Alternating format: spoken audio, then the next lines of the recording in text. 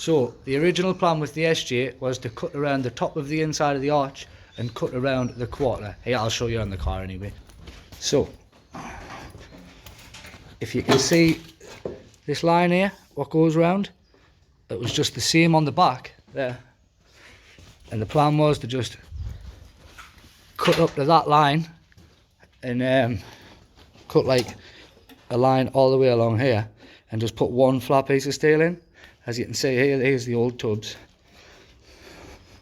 which is what I started doing. And I pretty much got them in, and then I found that where the tub meets the boot floor there was just starting to go.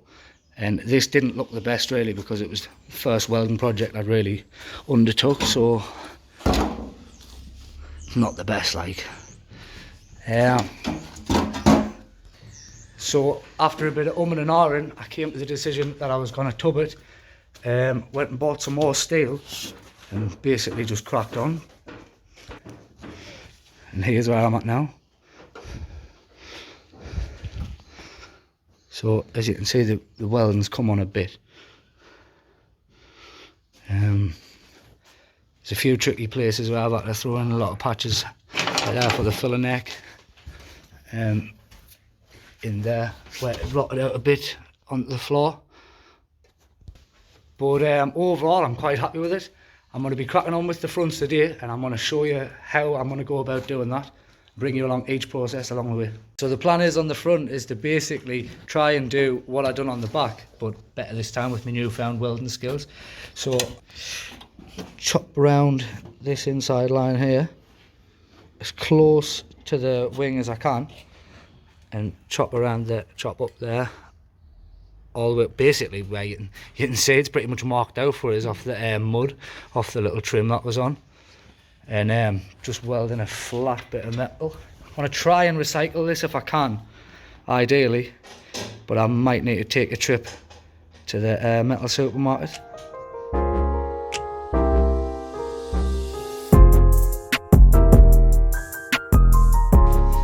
So as you can see, we've been chopping away, and this is what we've took out, just around the top of that line there, just enough. You can see in here, just enough on both sides. So the recycled bits of steel couldn't have worked any better really, apart from where it goes flat there for the battery tray. It'll need a little bit putting in, and we're gonna cut just there and just throw a piece in there all the way down. But I'm happy with that, mind. Look at it, that's pretty good, that.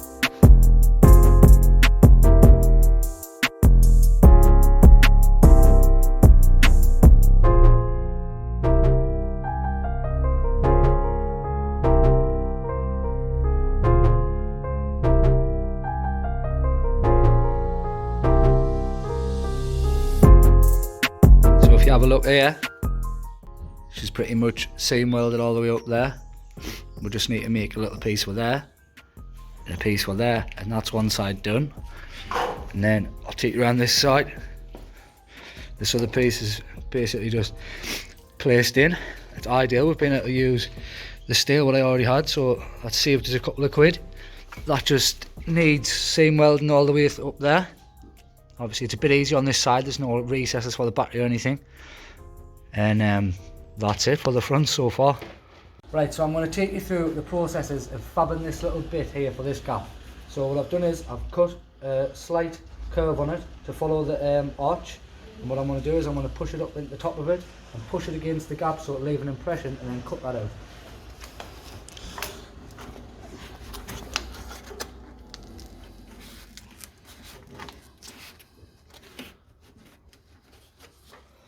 So I'll cut this out now.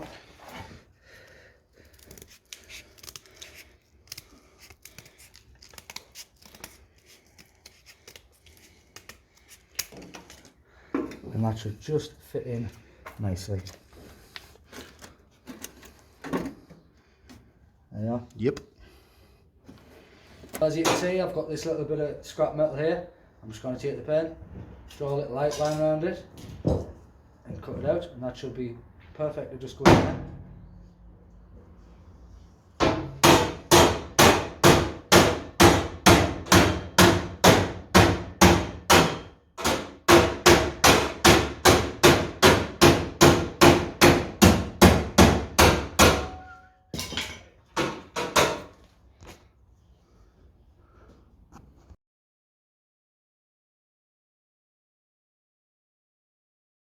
So, quick update, one side is pretty much welded in, I'll just show you now. You can see here we need to put a little patch in, just on the bulkhead. There's the little piece I fabricated earlier on for the battery tray. And it's seamed all the way around there. Just need to clean this up and go along the top. And that's one side pretty much done.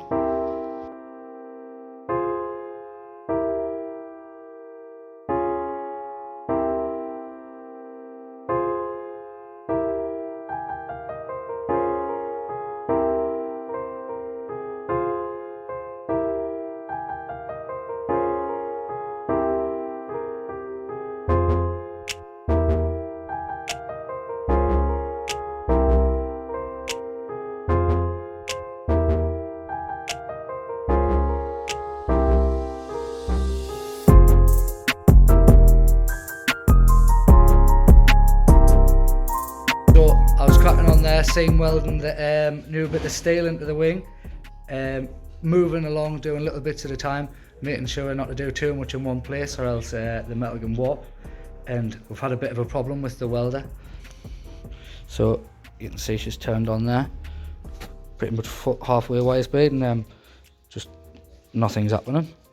So we're gonna go and pick Dylan's welder up now and crack on. Yeah. So we're back at the unit. It's a fresh day. We've sorted the welder out. I'll show you what we've done here, well, what Dylan's done here. So we've got a welding clamp keeping the wire in, the regulator and the lance off the Clark welder, and that's just in bits now. Check the way, bro. This is pretty much same welded in. We've just got the other side of day to day.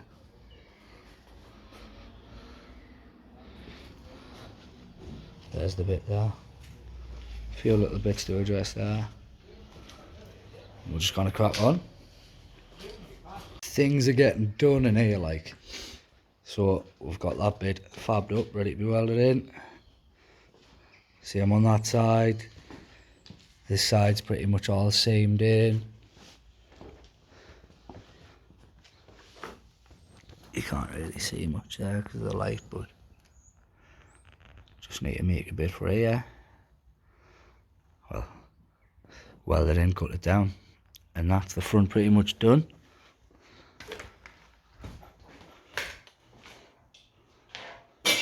Just need to take a little.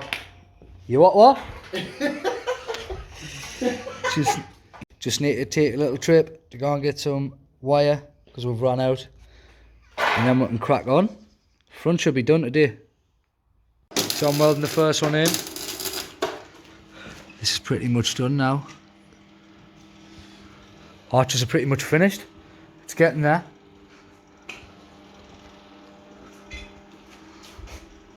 Right. We've went at this a bit with the wire brush and the flappy disc, and just revealed what's going on here. You can see it's not how clever. So I'm going to make a bit for here and put a bend in it just so it goes around the back, and make a bit for the top, a bit for that, tack it all together, and then we're going to put it in place and weld it in. New piece is in now, a little bit more grinding away to do, make it a bit more pretty before the bodge and paint, but that's pretty good, like. Bulkhead welding done, ticked off the list. That piece is in. That's in. Arches are in, front and back.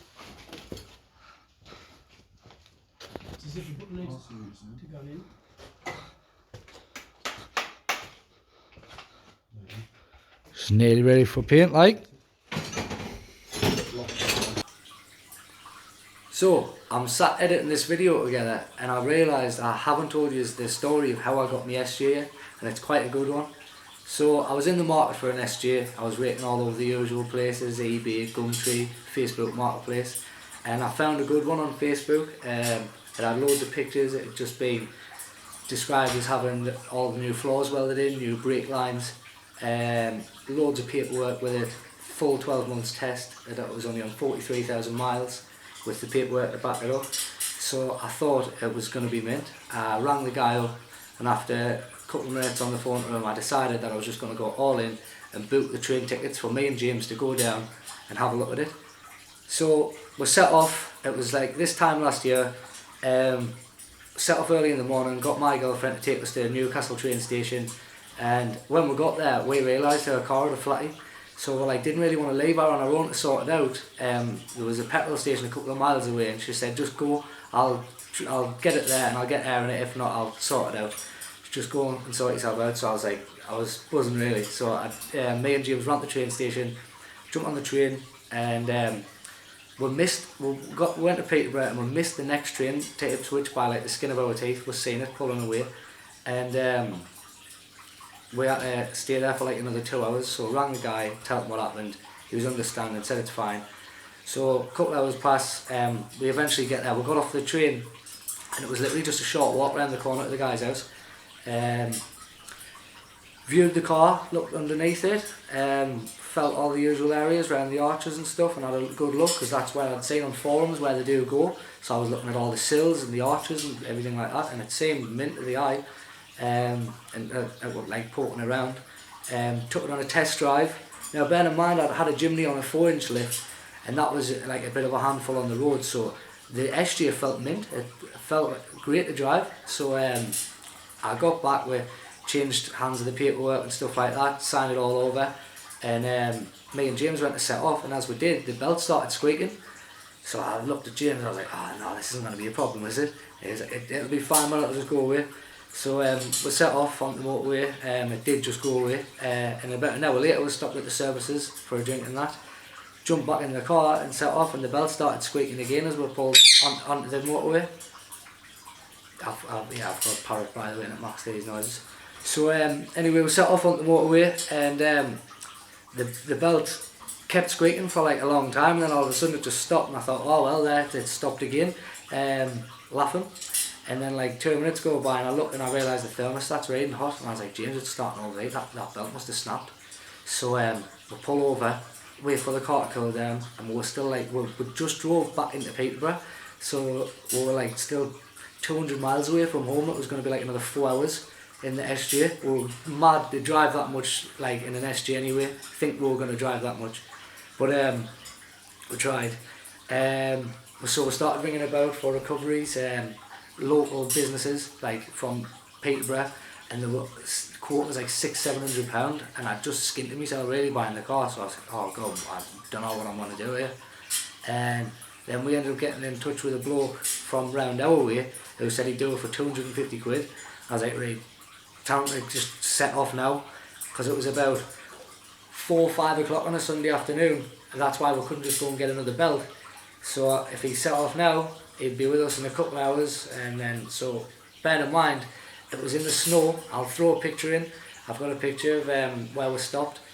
We stopped outside of a Starbucks in the services, snow around us in an 86 rag top, so it was freezing.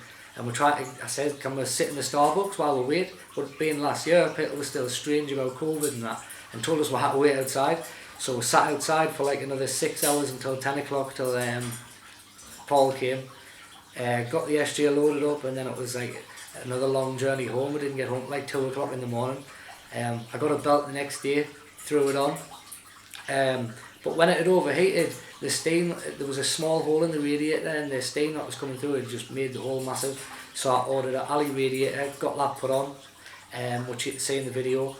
I drove the SJ about as a daily for a couple of weeks, and then I noticed this horrible clunking just started developing in the back anytime I like engaged drive or change gear, anything like that. And I realised that the front of the back leaf springs had snapped completely, so every time I was engaging drive, the full back axle was moving.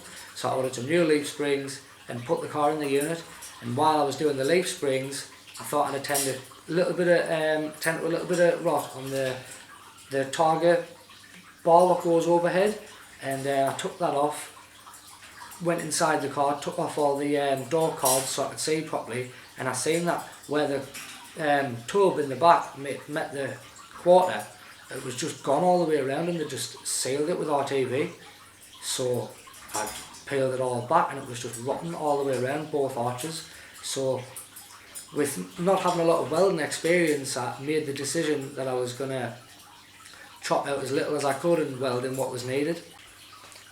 Well, that's pretty much it for this SG video. I'm sorry about the noisy fish tank filter and the even noisier bird. As you can see in the video there, it's pretty much ready for painting, so hopefully I'm going to be giving it a lick of paint in the next video. I hope you liked the video. Like, comment if you did, and subscribe if you want to see more videos of our channel.